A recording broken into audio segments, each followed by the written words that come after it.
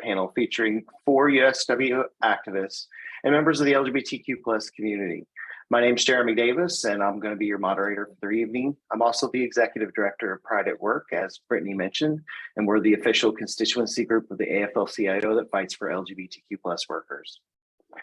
For those who may not know, in early 2019, the USW formed the union's first ever LGBTQ plus advisory committee to work on improving contract language, expand the union's education curriculum to be inclusive and intersectional, and decrease incidents of harassment against LGBTQ plus members. This only happened because members of the community spoke up and reached out to union leaders to advocate for themselves. They did this because they know this is their union as much as anyone else's. You can learn more and access resources at usw.org/steelpride, a section of your union's website that is the result of this committee's hard work. Here you can download info sheets about LGBTQ plus terminology, examples of model contract language, reading lists, and more. We're hosting this monumental panel on June 30th, the last day of Pride Month, recognized across the United States and in many parts of the world as a time for the LGBTQ plus community to celebrate our hard-fought gains, unique culture created out of the need for survival, our strength, and our diversity. As part of the advisory committee's programming for the month, they decided to organize this panel that I'm honored to moderate.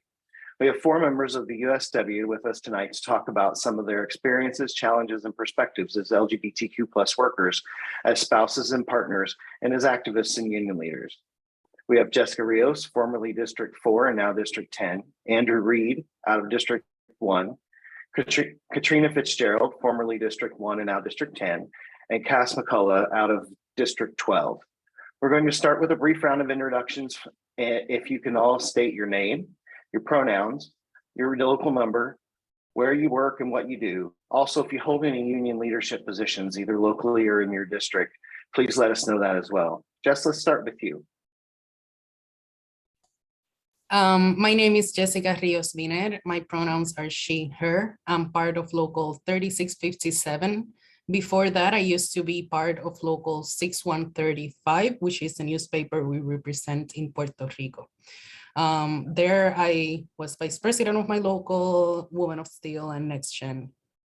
For the last 3 years, I've been working with the Strategic Campaigns Department at the International, where I assist our locals in strengthening the solidarity of their members.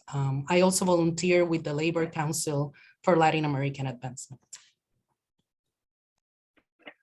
Great, thanks so much. Now, Andrew, let's hear from you. Hi, I'm Andrew Reed. My pronouns are he, him, his. I'm out of USW Local 9187, which is in Canton, Ohio, and we represent the workers at Job and Family Services for Starr County. I'm our local union president. I am also the District 1 LGBTQ plus liaison, and I'm also on the, I'm a member at large of the executive board for the Hall of Fame Central Labor Council. At JFS, I'm a unit support worker. I work in human services, so I deal daily with people applying for food assistance, cash assistance, and childcare and those type of benefits. That's fantastic. Thanks, Andrew. Katrina, you're next. Hi, everyone. I'm Katrina Fitzgerald. Pronouns are she, her. I've been a USW member for a little over 22 years. Currently a member of Local 3657. I work in our Strategic Campaigns Department in Pittsburgh, where I help members prepare for negotiations by building power and solidarity through membership involvement and participation. I also help locals during labor disputes, such as a lockout or a strike, to build additional power and leverage in order to achieve a fair agreement. Prior to working in the department, I was a member of Local 1123 in Canton, Ohio, where I worked in a steel mill for a little over 18 years. While there, I held a number of elected and appointed positions within the local, including vice president. Thank you.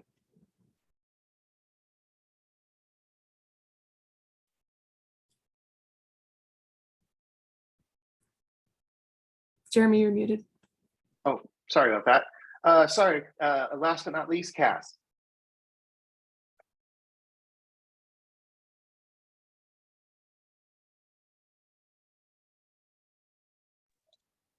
Hello, I'm Cass McCullough, and I am currently in the local 392 out here in Salt Lake City, Utah. I work at Rio Tinto Kennecott copper mine up here, and I want to currently get more involved within the union and see what else I could help with around our area and, get more people involved if possible.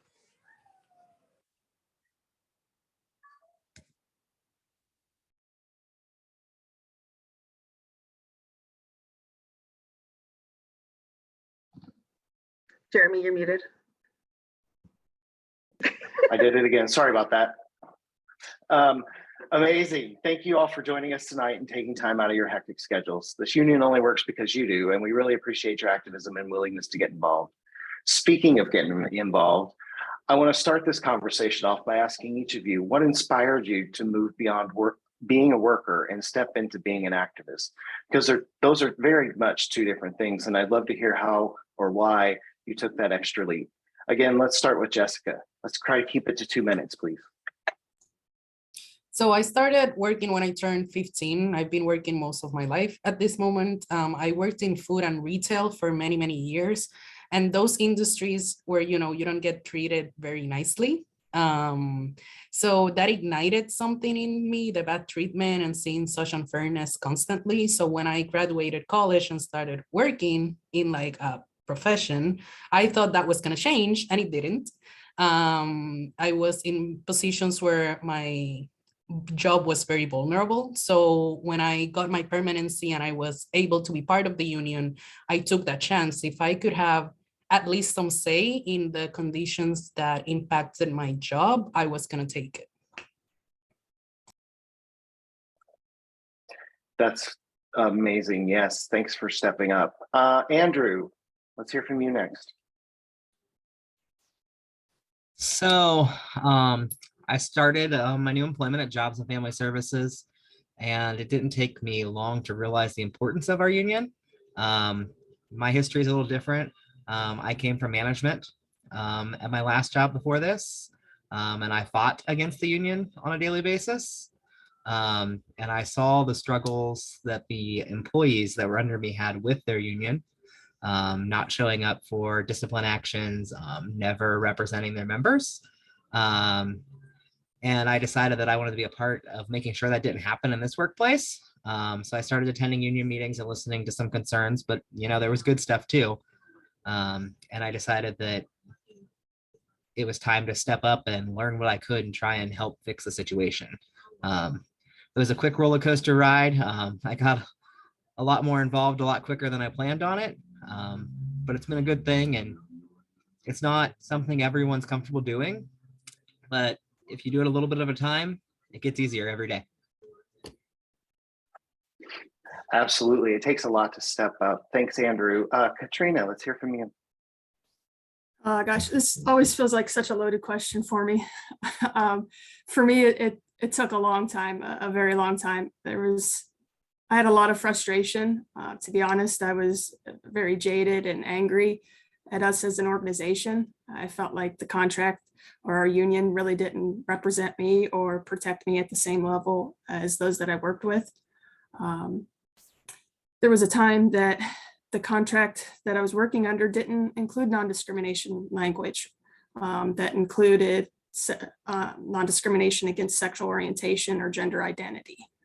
But also in that, I lacked the understanding of our structure and our ability to create changes within our structure and with our union. So while I had a lot of this frustration and anger, it also came coupled with a place of not knowing, right? So when I finally realized that it's a responsibility that falls on all of us, it's each of us as members, we're charged with ensuring our contracts apply to all members and all members at the same level. That's really when you can take an ownership role into our union and really bring about change and help be part of the solution and help ensure that our contracts apply and represent all members. Yeah, that's so true. Our union is only as good as we are when we step up. So that's great. Thank you so much. Cass.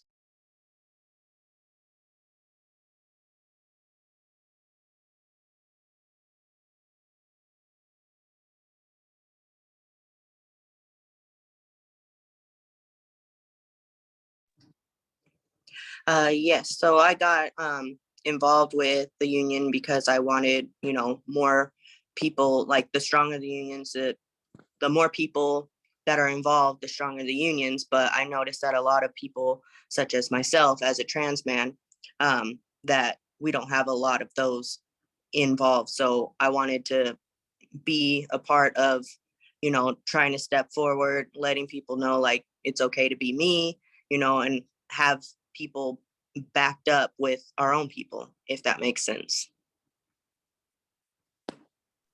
That totally makes sense. That totally makes sense. Thanks so much, Cass. Well, a lot of people who aren't in the community, and even some within it, say that keeping up with LGBTQ plus terminology is difficult. Also, for anyone not familiar, LGBTQ plus stands for lesbian, gay, bisexual, transgender, queer, or questioning, plus anyone else who identifies within the community, including non-binary and gender non-conforming folks. One of the resources you now have on your Steel Pride website is a glossary of commonly used terms, which in many ways is always changing, like all language. People may often worry they're going to say the wrong thing or offend someone. People may also wonder what they should do if they think someone is lesbian, gay, bisexual, or transgender, but they haven't said anything. What's something you want people to know about the language or about speaking on the issues? Let's go to Andrew on that. What is some advice you would give folks outside of the community regarding language and approachability? Andrew? So as far as approaching someone, be yourself.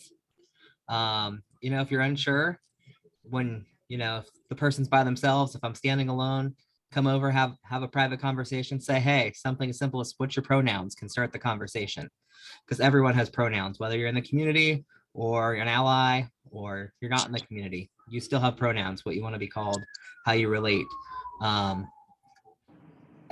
If you're just in general, you don't know how to respond. If you notice at some of the union functions, we say, hey, brothers, sisters, and siblings. You can just say, hey, how's it going? You don't have to use terminology. You can have simple conversations without even bringing up the subject if you're unsure. Like I said, the most common thing would be to just, hey, pull someone aside, say, hey, I just want to make sure I'm not offending you.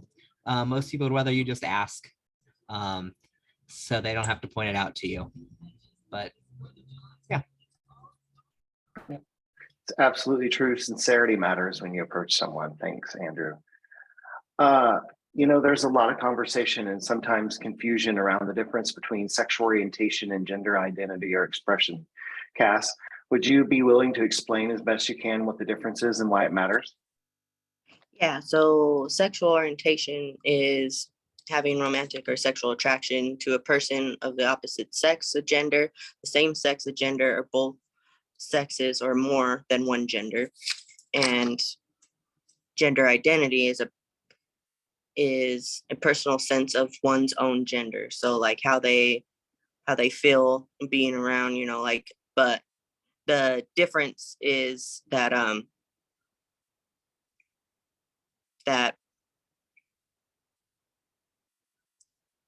sorry. Oh, don't worry, go ahead. But that's what I got from that. Okay, thanks. Yeah, it's important to know the difference between the two. Thanks so much, Cass. One of the things that you all as a committee have been doing is hosting educational workshops at union conferences and trainings. First time you did that was at the Civil and Human Rights Conference in 2019 in Minneapolis. I was there. Hi, everybody. That was a big moment for you in the union. Katrina, what was it like being there, having those conversations, and what was the response from members? Did anything surprise you about your experience? I'm not so sure that I would say surprise. I think what the conference did for us was affirm what we were saying internally and among this committee, that we need conversation, that we need discussion and dialogue. We need space and resource for education and how to be better and more involved and inclusive to all members and to all members at the same level. We need space for questions to be asked and not feel like somebody's offending another person for just asking, right? You don't know what you don't know. And so we need space to have open and honest dialogue so that we can learn and grow and be better leaders, to be better activists. I think that conference gave us all that opportunity to do so. It gave us great space to have those educational conversations, to ask questions. And what we've seen is it was effective. We witnessed firsthand leaders step up that were otherwise unknowing, right? They just didn't know, is the short way to say it. We've seen them ask questions and be moved into action. And I remember talking with a couple brothers that were so strongly moved, and bargaining was coming up, and it was an outside conversation after the conference one evening, and they shared how much it touched them and how much the conversations in the workshops resonated, and they were making it a goal and a mission for their upcoming bargaining to make sure that their language did include and protect all members equally and at the same level, and they successfully achieved that. So that was great to see. Yeah, thanks. The thing that I remember about that conference is the packed rooms, like just amazingly packed rooms in both of those workshops. Thanks so much, Katrina. Oops. Speaking to the next generation is one reason why you're all doing this work. And Jessica, you technically are a next gener, and you're also from Puerto Rico. As newer workers come into the labor movement, we're seeing more issues around social justice and gender equality being taken very seriously by these folks. We're also seeing talk about the concept of intersectionality. Can you briefly talk about the importance of intersectionality in our work? So everyone has their own unique experience of discrimination and oppression. Intersectionality, for those that might not be as familiar with the term or concept, is a framework for understanding oppression and the complex way that many aspects of people's identities overlap. So our social identities are shaped by our race, by our ethnicity or sexual orientation or sexual identity or gender or religion, our disabilities, amongst other things, right? And that shapes the way power structures. So that means that, for example, Andrew's experiences of discrimination as a cis white gay man are gonna be very different from Katrina's as a white cis lesbian. And those are gonna be very different from mine as a queer Latina. So if I was an Afro-Latina, that would be a whole other experience, right? So as activists, we have to actively think about this. We need to reflect on our own identities and intersections so that we can be able to articulate our experiences better. But we also need to see the work we do through that intersectional lens and consider everything that can marginalize people so that we can become better allies and we can actually fight for those marginalized groups. That is so true. Thank you for that, Jessica. You know, speaking of intersectionality too, as a Latina and as president of your local LACLA chapter, immigrant justice is very important to you. How does immigrant justice relate to LGBTQ justice, or how is being queer and Latina being different from being non-Latina and queer, and why does it matter? Because again, we're talking about layers of oppression, right? Our experiences are never going to be the same because they are shaped by different things. And we know that no matter what we're fighting for, people of color are always going to be more at risk. For example, when we talk about wage inequity, right? We know that women get paid less than men, but Latina women get paid less than white women. Same happens with African-American women, with Asian women, right? So the position of vulnerability that immigrants have, how can you fight for anything when you're afraid of deportation? So I can't fight for immigrants without considering all of the things that impact their experience. The discrimination a white immigrant faces, it's very different than a gay non-white immigrant is going to experience, because he not only carries the bag of an immigrant, he is also a visible person of color, and on top of that, he's gay, right? So part of recognizing that is also, again, reflecting on our own identities, thinking, how can I use whatever privilege I have to fight better for others? So yes, I'm Latina and I'm bi, but I'm Puerto Rican, which means that I am a citizen by birth. and I am a cis light-skinned woman, which means that I'm white passing, right? So how can I use then my body and my privilege to fight for those that have even less of a voice? That is so true and such an important point. Thank you, Jess. Shifting gears just a little, Cass, what do you think LGBTQ plus activists bring to the table that is unique? And why should there be more of you involved, more of us involved at different levels of the labor movement?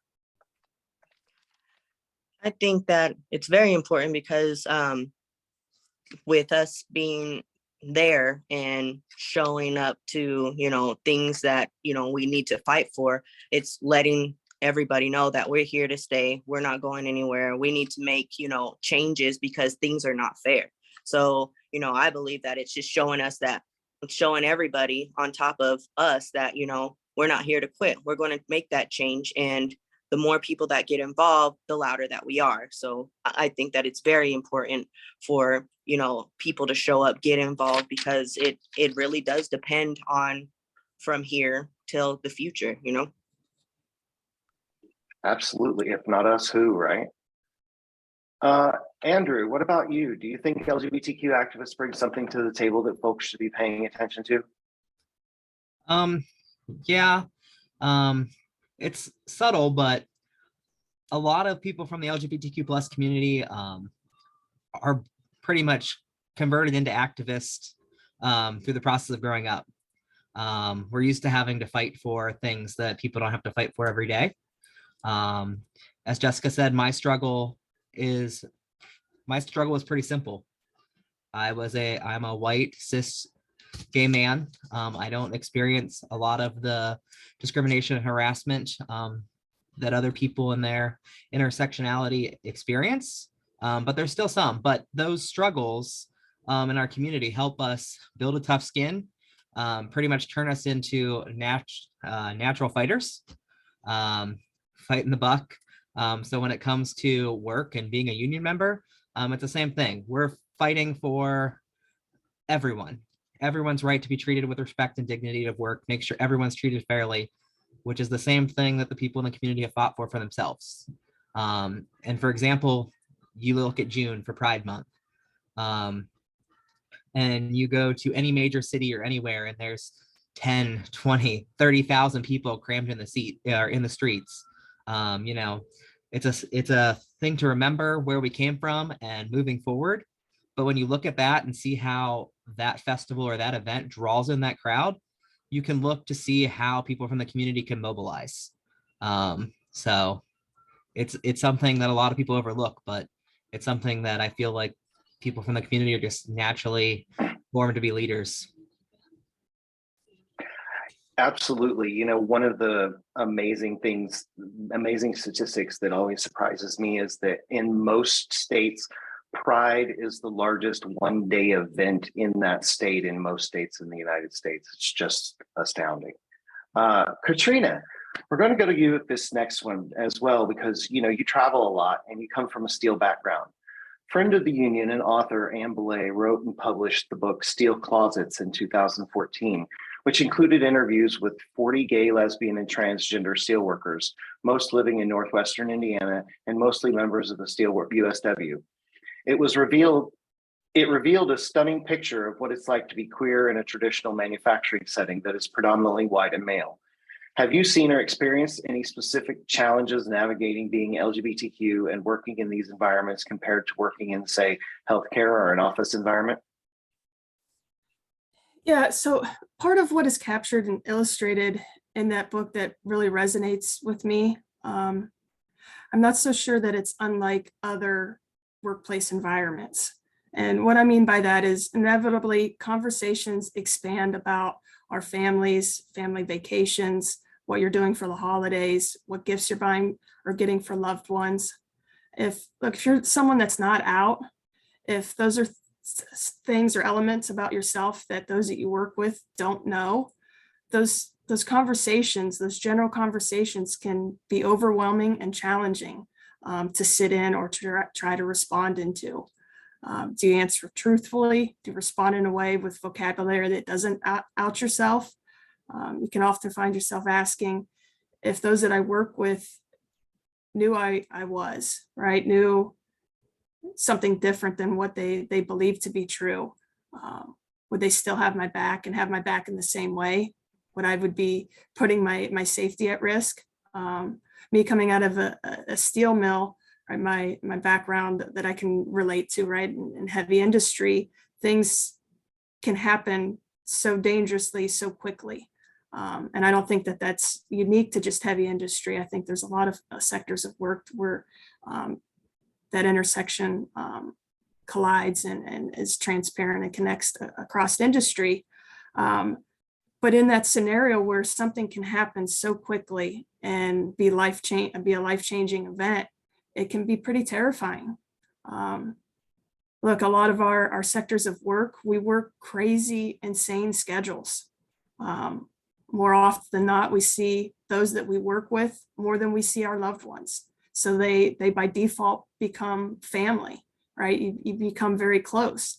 And so the threat or the risk of disrupting that connection and that workplace morale and dependence on one another for safety, for your livelihood, when that's at risk to be threatened or disruptive, it is extremely challenging. Then there's yet in the layer of contract language and healthcare coverage. Like, I'm not gonna pull any punches. The short answer is we're all dues paying members, regardless of our sector of work, regardless of our sexual orientation, our gender identity. We all need to have the same level of workplace protection. We all need a recourse pathway through the grievance procedure. We all need healthcare coverage that covers our healthcare needs, not just somebody else's, all of our needs. This is not something that is specific to just LGBTQ members. If we think back over this past week in the wake of the decision to overturn Roe v. Wade, we can clearly see that there's a lot of work that we need to do and a lot of members that we need to stand up for. You know, that's so true. And, you know, I can speak from experience. I talk to union members across the labor movement, and some of these issues are just universal across sectors, across workplaces, across unions. But, you know, the good news, too, is that we have allies in all those places as well who are fighting the good fight. Thanks, Katrina. You know, and speaking of Ann Belay, I have to take a second to make a shameless plug. Ann will be presenting former Steelworkers Vice President of Human Affairs, Fred Redmond, an award at the Pride at Work Convention next month in Minneapolis.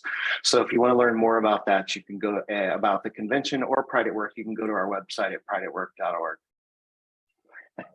So we're closing out Pride Month now, and at the end of June, and a lot of Pride events focus on building awareness around community issues like housing and fighting back against anti-LGBTQ legislation. It's also about putting funds directly into the LGBTQ plus community because they often lack the resources they need. Amen. Does your town, city have community resources available for LGBTQ plus folks, or is it still lacking? What do you think are some resources your area needs that they don't currently have? Cass, let's go with you. So I'm more closer to Salt Lake City. We do have a few places that we can go to, you know, like more downtown. We have the Utah Pride Center that has great, you know, communication on the internet and everything with us. We can go there, and U of U that is safe to go, where we feel safe to go if we want to do any transitioning or anything like that. But I do feel that it does lack in the further area of Utah, like more towards like 30 minutes out. It's more, hate to say it, but really Mormon and everything. If I were to go over in that area, I would be looked at in such a weird way. And especially if I support certain colors, you know, like the rainbow flag, anything like that. Before I started transitioning, I always felt uncomfortable going into those certain areas because, you know, I was more of a masculine. So when they look at me, they see tattoos, you know, like short hair, this and that. And at the time, you know, before I transitioned, I was a woman. So they looked at me wrong. They would just eyeball me, their whole family and everything. So I didn't feel comfortable towards that area. But over more towards Salt Lake, we're more diverse in this area. We have all the races in this area, so it's more comfortable, but we are lacking in the further areas for other people of our community that would be more comfortable in going to, like, maybe let's say the hospital or doctors, getting, certain things available to them within our community. And it's kind of sad that we still have to, deal with those types of things in this day and age. Yeah, that's so true, Cass. I mean, a lot of us who live in areas where we have a lot of these rights protected, and it's much more progressive. We sometimes forget, how things are in other states and in other cities. Jess, what do you think queer people of color and queer immigrants still need to live full and safe lives? I think it's not really anything different in the sense that we need our protections, we need work protections. They need to be able to have contracts where they know that they're not going to be fired or they're not going to be retaliated against for being part of the community, or for being immigrants, or for whatever religion they decide they practice. So we need language, we need strong language and strong contracts, and legislation, obviously. Yeah, at Pride at Work, we frequently talk about how a union contract is the gold standard for protecting LGBTQ people, because not only does it offer the protections in the workplace, but it also offers that representation that you need in the backing of your union, that you just don't have without a union. And that's such an important point.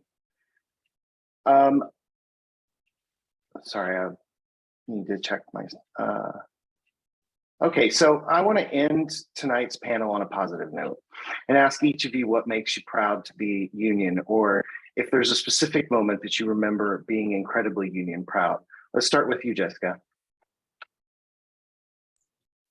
I have the same answer every time I get asked this question, because it's been one of the most overwhelming experiences of my life.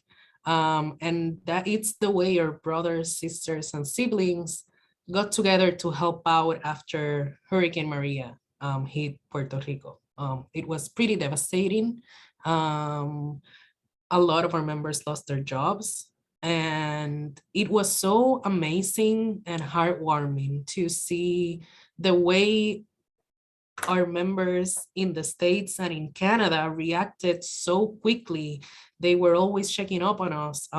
People, like I said, from all over the States, sending money, supplies, asking, what do you need to help out? And just, having that moment where you realize that your union family, because that's why we call each other brothers and sisters and siblings, right? That your family literally had your back when you most needed it. I think it's amazing. That solidarity is so important. Katrina, why don't you answer the same question next? Yeah, for me, it's moments like this evening, right? This panel discussion. It's moments like the Civil and Human Rights Conference in 2019. It's moments where we formed the advisory committee. Every time I see Steel Pride banner or logo on display, right? It reflects and is a reminder of how far we've come, how inclusive we really are at heart, and our principles, our core values. And it's also a gentle reminder of all the work that still needs to be done. It's those moments that I'm most proud to be a union member. Thanks, Katrina. Andrew. I would say that I have a mix of things that make me proud. One is the same along lines of Jessica. Just seeing all the good that our union does. It doesn't matter who it's for. 99% of the time we don't know the person, As an example, we just had our District 1 biannual conference, and there was a local that had a member down on his luck. And they were doing a raffle. And I've never seen so many people jump in to donate money, to purchase raffle tickets, to help a union sibling out who none of us probably had ever met besides those two guys. But on a more personal note, one of the things that I still remember to this day, about 7 years ago, I went to my first district union event. It was a conference. It was up by Cleveland, and being a gay man going to a union conference, not knowing what I was expecting at all.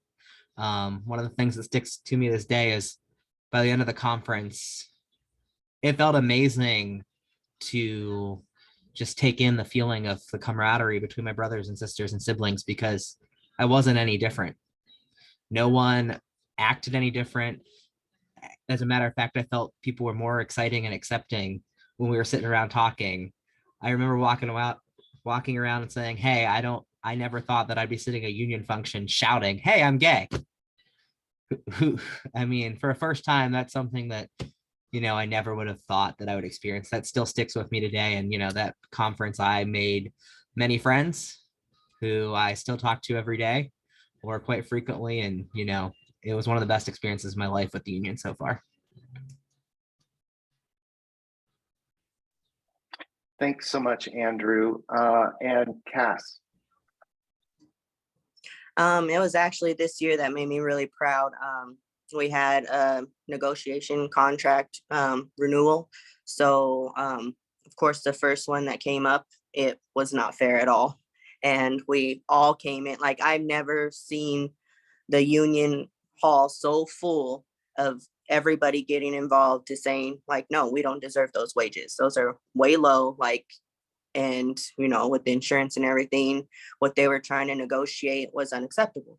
So we all took a stand. We all said no. We were all backing each other up. They were close to doing a lockout, and that was scary because, I just had a baby on the way, and to possibly lose my job during this negotiation thing was really scary. But I was willing to take, that saying, no, we're not going to go with that contract. All of us stood behind each other. And when they came up with another negotiation of a comeback, we got what we wanted. So I was really happy and proud of the union and how we stood up towards the company, because that was absolutely not fair. That's fantastic. Thanks so much, Cass.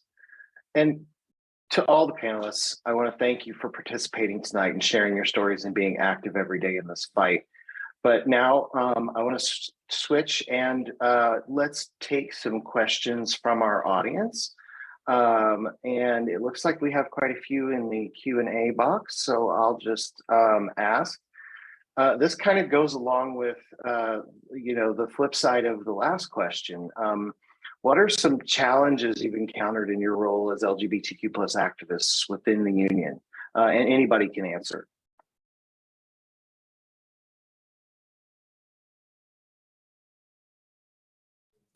So one of the struggles and challenges that I think all of us experience is things move slow. When you're trying to make change, people don't always want the change. It's going to eventually happen. We're going to keep fighting for it. But a lot of times it's a lot slower than activists want it to happen. Sometimes years. Something that you think would take months takes years. So you have to keep with the struggle. And to me, that's one of the biggest challenges.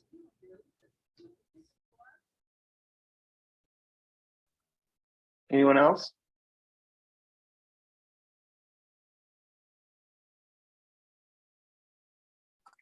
All right, well, the next question. So we've talked about the resources on the usw.org/Steel Pride website and other stuff, but is there anything else that any of you can point to how the union has shown support for LGBTQ plus activism?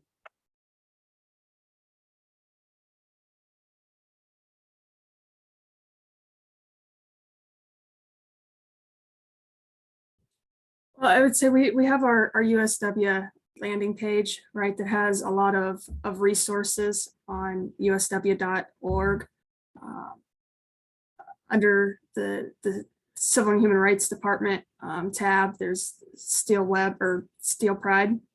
And there's a number of resources and information that's packed in onto that website and is available to everybody.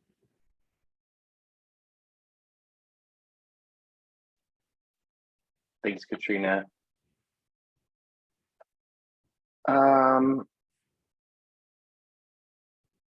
Looking at the next question here. It's a question about pronouns. Can you share what it means to you and how you feel when someone introduces themselves while telling everyone what their pronoun is? Cass, do you want to answer that? I think it's very important because it goes as far as, you know, your mentality, like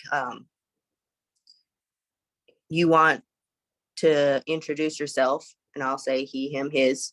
And if I'm not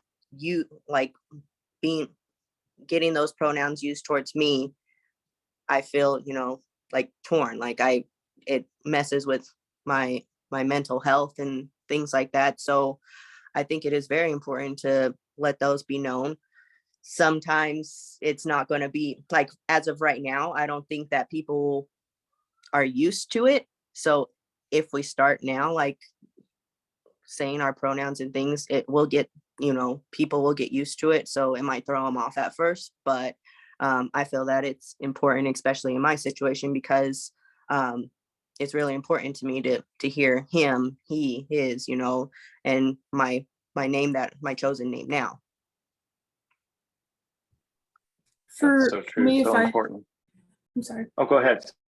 For me, I guess it hits me in a way of where it's helpful to have somebody not of the community taking that step and making that effort, and in conjunction with us paving the way forward, because it is daunting and it is taxing, and those in any marginalized group of people can relate to that. So anytime that we can offer assistance in carrying that water and carrying that workload and paving that way, it's so helpful and makes it not feel so isolating. Yeah, it's sometimes folks don't realize how much small things really matter. It's so true. Anyone else want to tackle that? I think one of the parts of that question was pushback from our own unions with using the pronouns. And with that, you know, one of the things that as an advisory council we've talked about, a lot of unions are farther behind than a lot of the major companies in the United States. You can work for a company where that's encouraged, or with everyone's email has their pronouns on it. So you might work in a place that's more flowing, that you use that language every day. But it's something to try and work in. We just dealt with a situation in our workplace where one of my executive board members came to me and said, "Hey, someone asked me why this person's email says she, her." They want them to take it off. They had no clue what they were asking. The person wasn't from the community. They were an ally. But explaining that, just, you know, having that simple conversation as to what it means, I think helps a lot. Absolutely. Absolutely. So there are a couple questions that are kind of similar, but they basically revolve around what are some concrete steps that folks can take toward LGBTQ plus equality in our unions on the local level, in their local union. Jessica, what do you have any thoughts on that? One of the things is try to get to know your membership, right? If you are not part of the community, try to get to know your members, have conversations with you, something that we should be doing as union activists and as union leaders anyway. And try to get members that are part of the community also involved, right? Not to give them the the weight of educating others, but so that they see that they're heard and that they have a voice there and that their union cares about them, and they can have a lot of ideas to help out and things that affect them directly to work with. Also, when we're talking about contract language, right, making sure that our contracts reflect our members, that our members see themselves in their contracts and that we are protecting them. When we were talking about legislation, right, our contract becomes the law, right? So if we have protections in our contract for our siblings that are married, for example, to in same-sex marriages, right? Even if a change in legislation happens, they still have that contract, right? And it's still going to be a battle probably to negotiate it, but they have some type of protection there. Absolutely. Anyone else want to tackle that question? Andrew? Go ahead, Andrew. Or Katrina? So something simple when you're working on your contract language is look at the wording that's used in your contract language. A lot of contracts still say he everywhere, and there'll be that little disclaimer somewhere where it says where he's used, it's meant to represent men and women. What we did this last contract negotiation, and to me, it's very non-controversial. It could be a very easy first step. Anywhere there was a pronoun in the contract, it says the employee. There's no one left out. Everyone's an employee. It's a good first starting step. If you do have that struggle with your employer, get that in the door, get what someone could find offensive out of the contract. Everyone's covered. But I'll let Katrina add some more because she's the pro when it comes to contract language out of us. So. Thanks, Andrew. I wouldn't necessarily say pro, but I appreciate the shout out. I would say in addition, another way that it could be said other than saying worker would be member, right? Why do we have to put a gender identity to the member, right? It's more inclusive to just say member.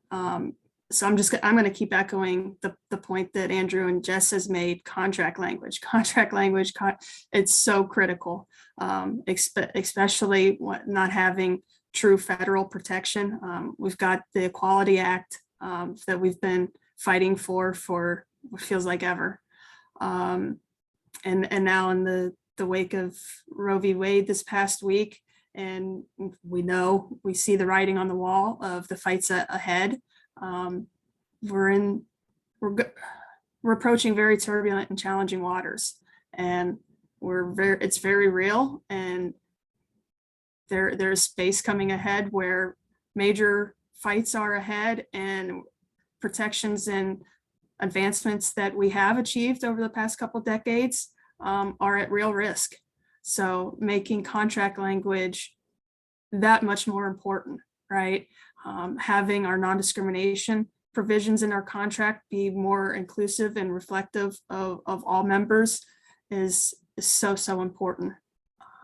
An example of standard language that has been developed out of the work of the committee, the new standard language set forth reads as: the company and the union agree that neither the company nor the union will discriminate, harass, intimidate, or coerce, nor tolerate the same against any individual on the basis of the following factors, which shall be protected regardless of their degree of protection or lack thereof under local, state, or federal law: race, color, religion, creed, national origin, ancestry, alienage, citizenship status, gender identity, gender expression, sexual orientation, age, physical or mental disability, marital status, family care leave status, veteran status, genetic characteristics. Additionally, the same will be applied to any factors not listed within which are protected under local, state, or federal law. This clause shall be interpreted broadly so that to provide the maximum scope of protection.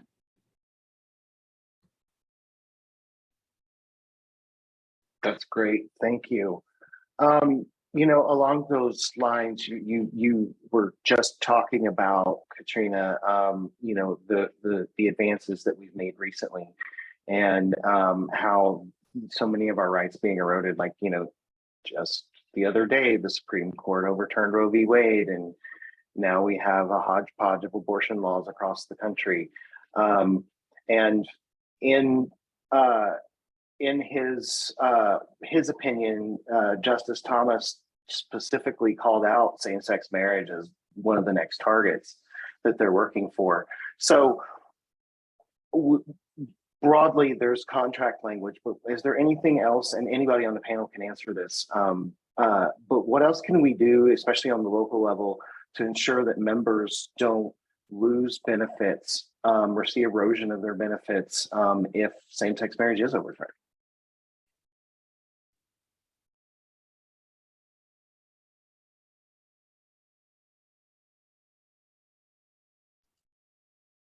You want to jump in, Katrina?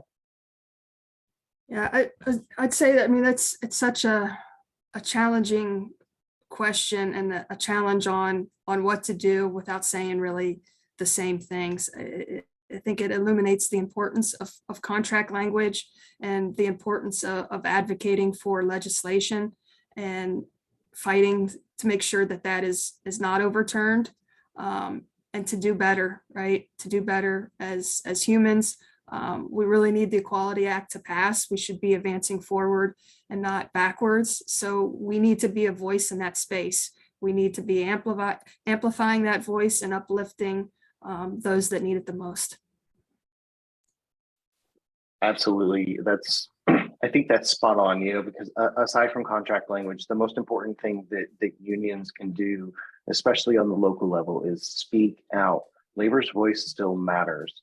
And speaking out on these issues, because it comes from a place so often that is unexpected for people. They don't expect the steelworkers to be speaking up for marriage equality or LGBTQ plus equality, right? That's such a critical point. Let's see.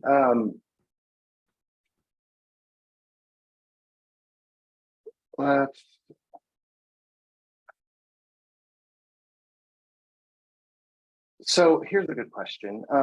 So when you do work for a company that is more progressive than the union and you have no support or contract language protecting you, what kind of support do you have from the international?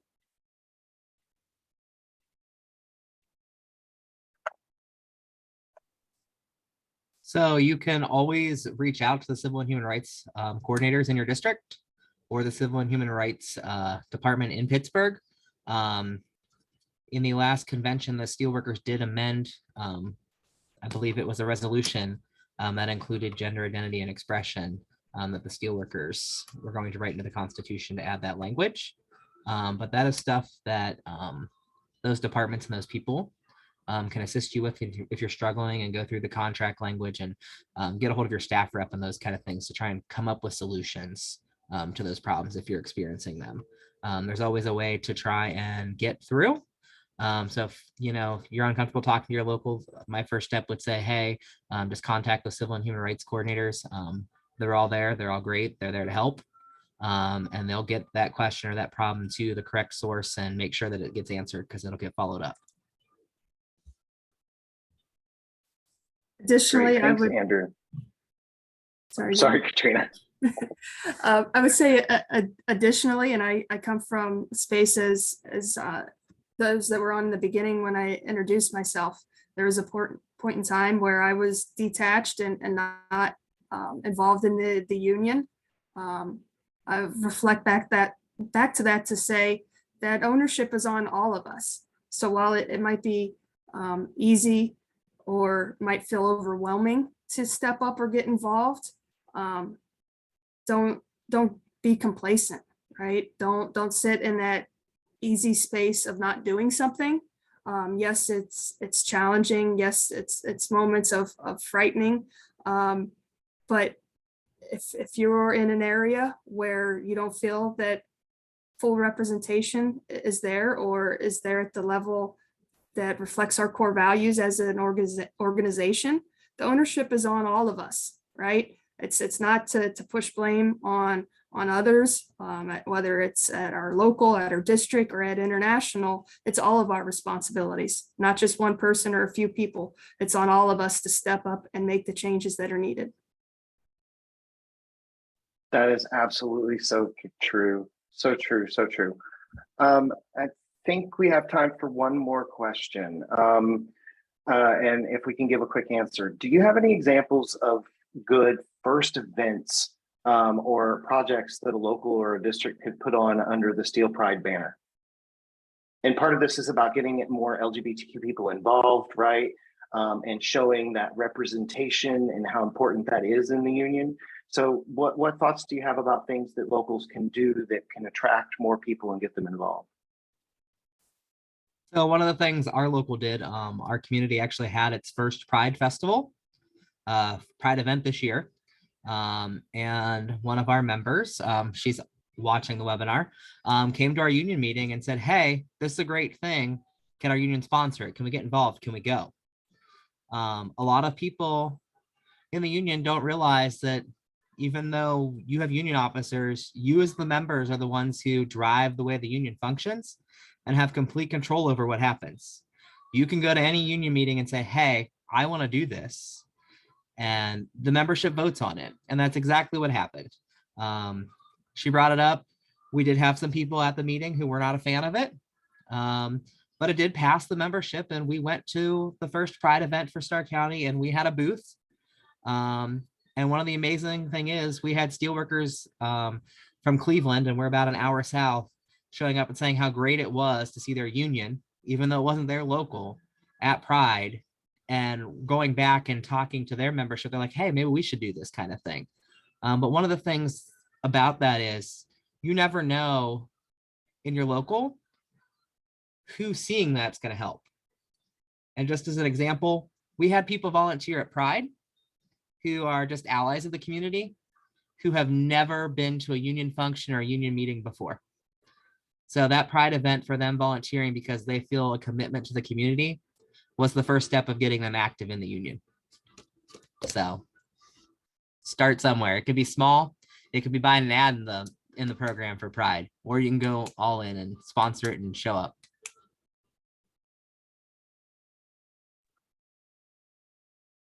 Absolutely. Or hear me out, you could send somebody to the Pride at Work convention next month. All right, so I think that's all the time we have. Thanks to everybody who joined us this evening. I'm sorry we didn't get to every question, but you know, follow up with the committee with your questions, and I'm sure they'll be more than happy to answer them. You know, and answering that question, one more thing that an organization, you know, that every organization, every local can do is include a panel like we just had to give everybody something that they can do when they leave. It's all about the action, right? So tonight we're going to ask you to visit once again usw.org Steel Pride. Scroll down to the downloadable resources tab and click it to download a copy of our Made with Pride poster, which includes a QR code to lead folks to the website. You can hang it in your office, your local union hall, or your workplace if they allow it. Like I said earlier, you can access a variety of resources on that site, including information about your civil and human rights coordinators, information about the EEOC, and about labor organizing in queer spaces. There's always something for us to learn and engage with, and the site is a great start. Again, thank you for joining us as we close out Pride Month, but please remember, Pride is not a moment, it's a movement. Take care and stay safe, everybody.